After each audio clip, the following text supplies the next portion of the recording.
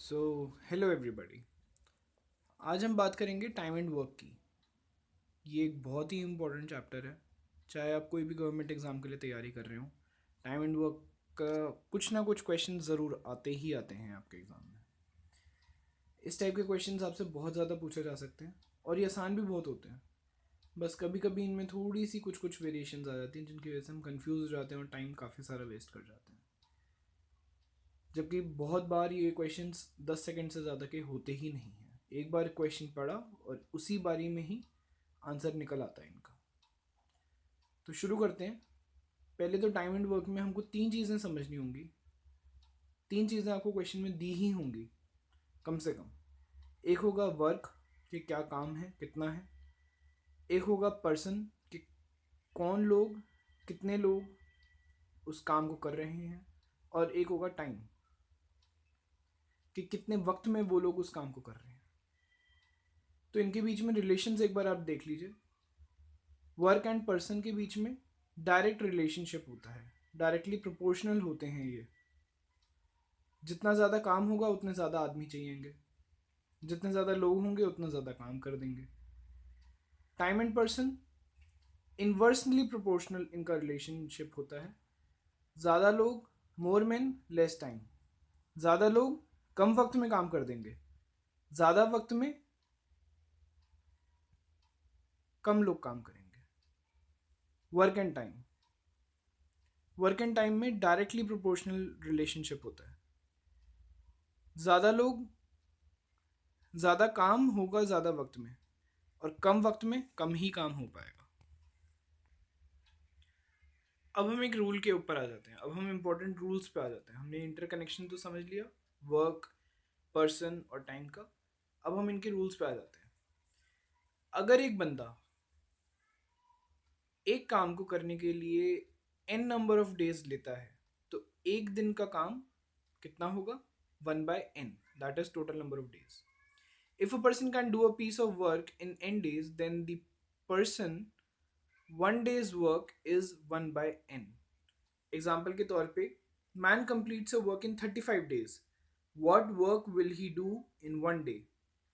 तो इधर n क्या हुआ? हमारा टोटल नंबर ऑफ डेज कितने हैं? 35। तो एक दिन का काम उसका कितना होगा? 1/35, that is 1/n। Next rule, second rule क्या है? If a person's 1 day's work is 1/n, then he will do the complete work in n days. ये रूल बिल्कुल ही फर्स्ट रूल का उल्टा है। ये कहता है कि अगर एक दिन में एक बंदा 1/n काम करता है, तो वो पूरा का पूरा काम n डेज में कर लेगा। एग्जाम्पल के तौर पे, Kavi does 1/13 part of a work in 1 day. How many days will he take to complete the work? एक दिन में काम कितना कर रहा है? 1/13। तो इसमें n क्या हो गया? 13 हो गया। तो वर्क कितने दिन में कंप्लीट हो जाएगा? इन n days, that is 13 days.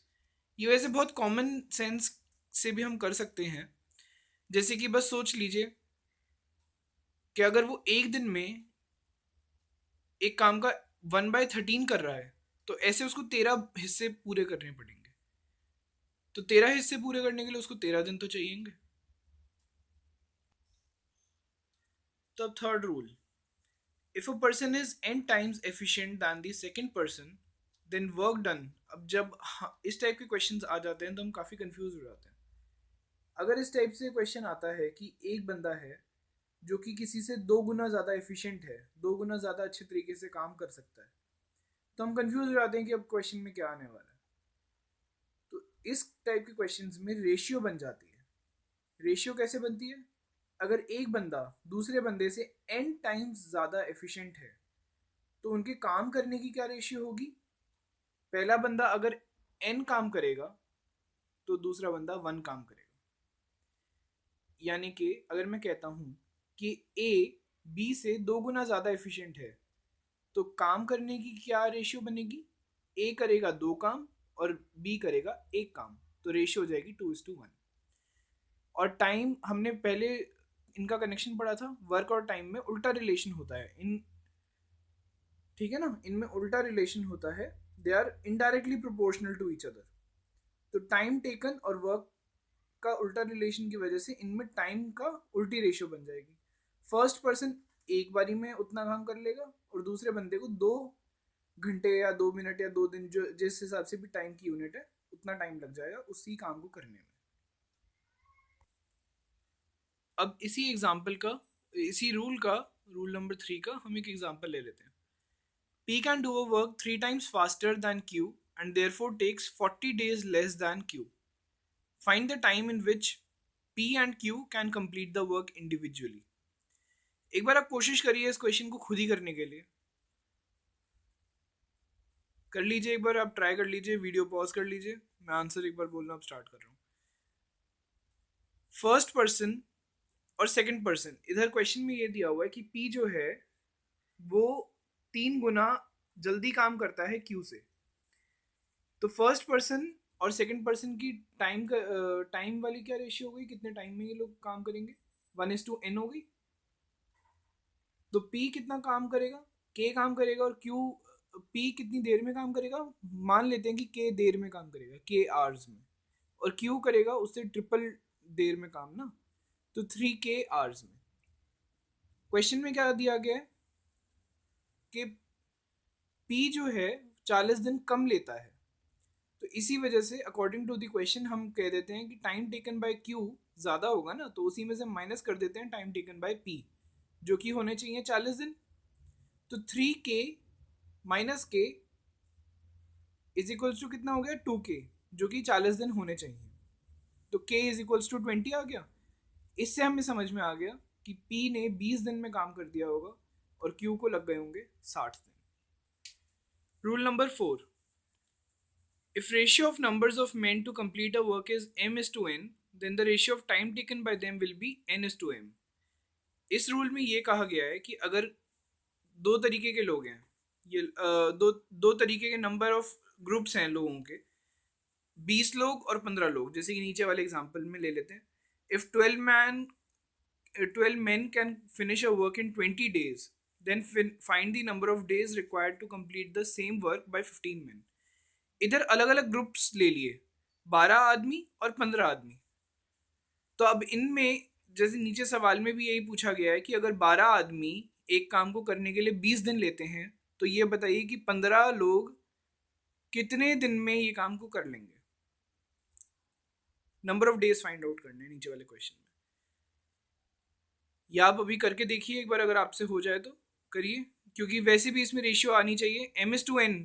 अगर रेशियो है, जैसे कि 12 आदमी अगर 20 दिन में काम करते हैं, तो the ratio of time taken by them will be n:m। अब हम इसका एग्जाम्पल का सोल्यूशन करते हैं। आप इसको क्वेश्चन को लिख लीजिए या आप वापस वीडियो में आके देखिएगा आंसर अब इस क्वेश्चन का। अब क्वेश्चन में ये दिया गया था कि 12 लोग 20 दिन में काम करते हैं, तो 15 लोग कितने दिनों में इस काम को कर देंगे। तो हमें वैसे तो कॉमन सेंस हम समझ ही जाएंगे कि ज़्यादा लोग हैं, सेम काम है, तो फिर कम दिनों में ही करेंगे। तो हमें समझ में आ गया कि 20 से ज़रूर कम ही हमारा आंसर आना चाहिए। तो रेशियो नंबर ऑफ मेन की कितनी है, 12:15।